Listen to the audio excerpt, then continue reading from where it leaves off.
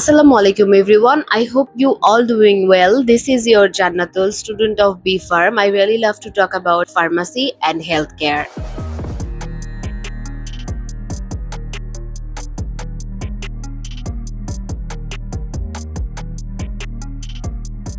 So আজকে আমি pharmacy সেক্টরের গুরুত্বপূর্ণ একটা বিষয় নিয়ে কথা বলার জন্য ভিডিওটি বানাচ্ছি। ফার্মাসি গ্র্যাজুয়েটদের জন্য এবং এমফার্মদের জন্য কি কি স্কোপ আমাদের দেশে অ্যাভেলেবেল রয়েছে সেটা নিয়েই সম্পূর্ণ আলোচনা করব এই ভিডিওতে। যেহেতু ফার্মাসি একটি ওয়াইড এরিয়া সাবজেক্ট এবং বিভিন্ন দিকেই জব ফ্যাসিলিটিস রয়েছে, সেহেতু আমি ভেবেছি ফার্মাসির স্কোপকে কয়েকটি সিরিজ আকারে আপলোড করব। সো ফার্মাসির স্কোপগুলোর মধ্যে রয়েছে industrial pharmacy, hospital pharmacy, community pharmacy, government job opportunity, academic and research sector, এছাড়া অ্যাব্রোড ক্যারিয়ার। সো আজকের ভিডিওতে আমি আলোচনা করব ইন্ডাস্ট্রিতে ফার্মাসিস্টদের জন্য কি কি জব অপরচুনিটিস রয়েছে। So without any delay let's get into our topic. বাংলাদেশে ফার্মাসিউটিক্যাল ইন্ডাস্ট্রি প্রায় 98% ঔষধের চাহিদা পূরণ করে থাকে এবং 160টিরও বেশি দেশে ঔষধ রপ্তানি করে থাকে। এটাই এ গ্রেড ফার্মাসিস্টদের জন্য সবথেকে বড় জব মার্কেট। এখন প্রশ্ন হলো, ফার্মাসি ইন্ডাস্ট্রিতে ঢোকার পর একজন এ গ্রেড ফার্মাসি কোন কোন ডিপার্টমেন্টে জব করতে পারে। প্রথমেই আসি রিসার্চ অ্যান্ড ডেভেলপমেন্ট। সবকিছুর শুরু হয় এখান থেকে। ফার্মাসিস্টরা সর্বপ্রথম এখানে রিসার্চ করে থাকে আসলে তারা কোন ধরনের মেডিসিন বানাবে।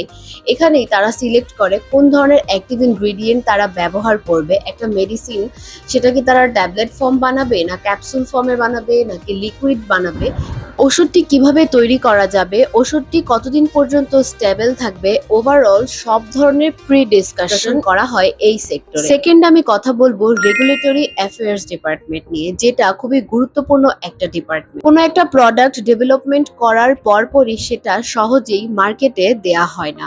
সবার প্রথমে ডিজি দিয়ে থেকে এটার অনুমোদন নিতে হয়। এই প্রোডাক্টগুলোর রেজিস্ট্রেশন, ডকুমেন্টেশন, ড্রাগ ল, গাইডলাইন, এই সব ধরনের কাজগুলো এই ডিপার্টমেন্টে করা হয়।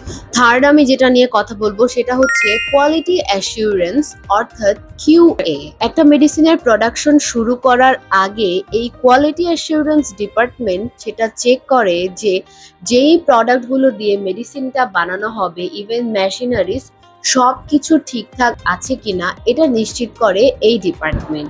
যেমন এসওপি তৈরি হয়েছে কিনা, মেশিনারিজ গুলো ঠিক আছে কিনা, অ্যাক্টিভ ইনগ্রেডিয়েন্ট গুলো সবকিছু ঠিকঠাক ভাবে আছে কিনা, জিএমপি অর্থাৎ গুড ম্যানুফ্যাকচারিং প্রসেস মেনটেন করা হচ্ছে কিনা, প্রোডাক্ট গুলোর সঠিক ডকুমেন্টেশনও করা হচ্ছে কিনা। এরপরে আমি কথা বলবো প্রোডাকশন ডিপার্টমেন্ট নিয়ে। এই ডিপার্টমেন্টের কাজ হলো র ম্যাটেরিয়াল থেকে কিভাবে একটা সম্পূর্ণ ডোজেস ফর্ম, অর্থাৎ একটা র ম্যাটেরিয়াল থেকে কিভাবে ট্যাবলেট, ক্যাপসুল, সিরাপ অথবা অন্যান্য ফর্মের ঔষধ বানানো যায়। এটা ইন্ডাস্ট্রির বড় একটা ডিপার্টমেন্ট, যেহেতু এখানে mixing, granulation, compression, packaging, overall একটা ওষুধ তৈরির সবগুলো স্টেপ করানো হয়। সো এটা ইন্ডাস্ট্রির বড় একটা ডিপার্টমেন্ট। এরপরে আমি যে ডিপার্টমেন্টটা নিয়ে কথা বলবো সেটা হচ্ছে কোয়ালিটি কন্ট্রোল, অর্থাৎ কিউসি। একটা মেডিসিন তৈরি হওয়ার সাথে সাথেই সেটা মার্কেটে চলে আসে না। প্রোডাকশনের পর সেটা অবশ্যই কোয়ালিটি কন্ট্রোল ডিপার্টমেন্টে যায়। সেখানে দেখা হয় এই প্রোডাক্টের কোয়ালিটি সম্পর্কে, এই প্রোডাক্টটা ঠিক আছে কিনা এবং রিকোয়ারমেন্ট অনুযায়ী এটা বাজারজাত করা যাবে কিনা। যদি এই টেস্টটা সম্পূর্ণ রিকোয়ারমেন্ট গুলো ফুলফিল করতে পারে, তারপরে এটাকে বাজারজাত করা হয়। কোয়ালিটি কন্ট্রোলে পাস হওয়ার পর কোয়ালিটি অ্যাসিউরেন্স আরেকবার ডকুমেন্ট রিভিউ করে এবং সবকিছু ঠিকঠাক থাকলে সেটি ওয়্যার হাউসে পাঠিয়ে দেয়। ওয়্যার হাউসেও ফার্মাসিস্টদের জন্য জব অপরচুনিটিস রয়েছে।